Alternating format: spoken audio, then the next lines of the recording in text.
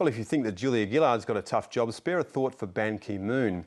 Each day the head of the United Nations literally confronts all the troubles in the world. And he faces more than a few critics who believe the UN too often confuses process with results. The Secretary-General's visiting Australia and I spoke with him earlier. Ban Ki-moon, welcome. It's a great pleasure to visit Sydney. It's almost 20 years since the Rio Earth Summit put climate change on the international agenda. Haven't we proved since then that multilateral forums aren't going to solve the world's environmental problems? The first Earth Summit in 1992 adopted the very ambitious Agenda 21. However, international community has not done much.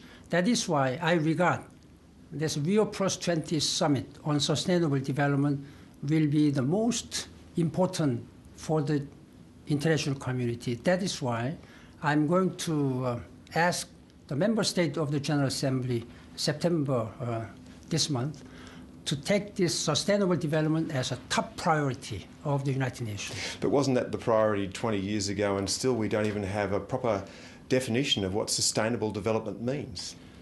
The awareness of the issues has been much heightened. Now everybody understands that international community is suffering from climate change, food crisis, energy shortages, water scarcity, gender empowerment, global health. Now it is high time to link all these issues. Isn't the only thing that matters in the end, though, results? And if we take just one thing, climate change, since 1992, in fact, since the Kyoto Protocol, we've seen the world's carbon footprint grow. It's true that we have not been able to agree on a globally acceptable comprehensive agreement. We have been working very hard. We must have a legally binding global agreement. Now, member states have not been forthcoming yet, but it is also encouraging that many member states individually taking their own steps to use more renewable sources of energy and to take more mitigation efforts and to adapt. A country that needs action from the international community is Syria. Why is it that the world could act on Libya and not Syria? It is totally unacceptable situation where President Assad has not heeded to international calls. He must stop the continuing killing, excessive force of killing his own people. I have spoken over the phone several times with him, and I urged him to listen carefully to the aspiration of their people and take a bold political reform before it is too late, in an inclusive way. Now, Human Rights Council has taken very important, serious decision to establish a Human Rights Council international inquiry of International Commission of Inquiry. I hope this inquiry commission will be able to find out what have been the violations of human rights. I dispatched my humanitarian assessment teams. They were alarmed by the continuing killing of people by excessive military force. Is there any indication, though, that Syria is listening to all of these entreaties isn't what is needed? Some action by the international community? The Security Council has been discussing this matter quite a long time.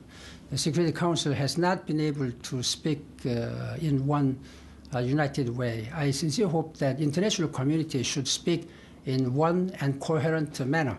That is for the humanity. We cannot just let these things continue like this way.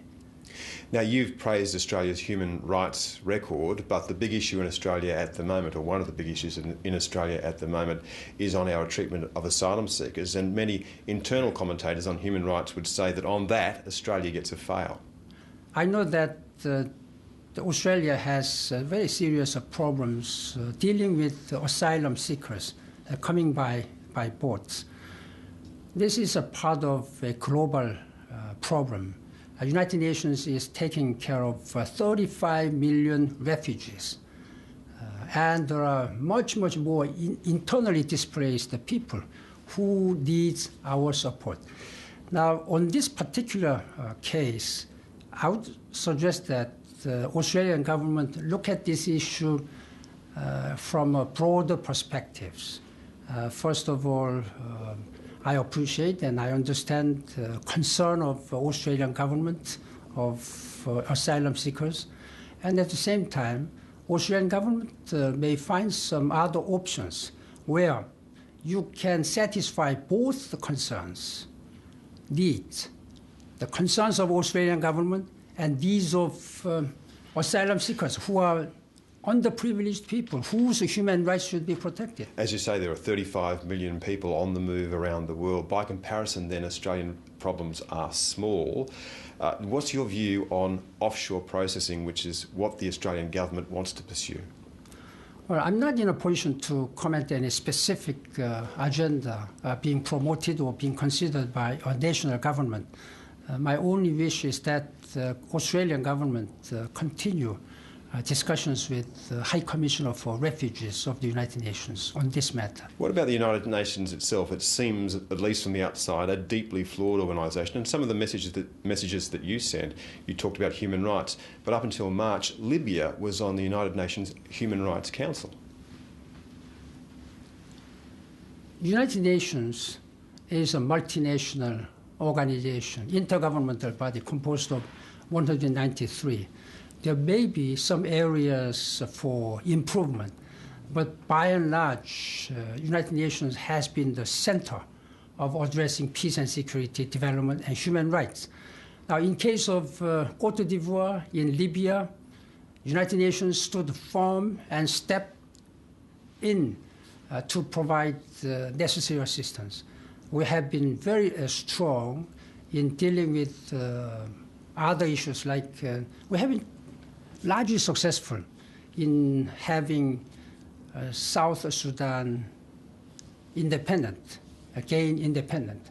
This is quite the successful stories United Nations has been making, but still we need the full cooperation of the member states so that the UN can better address all these issues. Well, thank you very much for speaking with us. Thank you very much.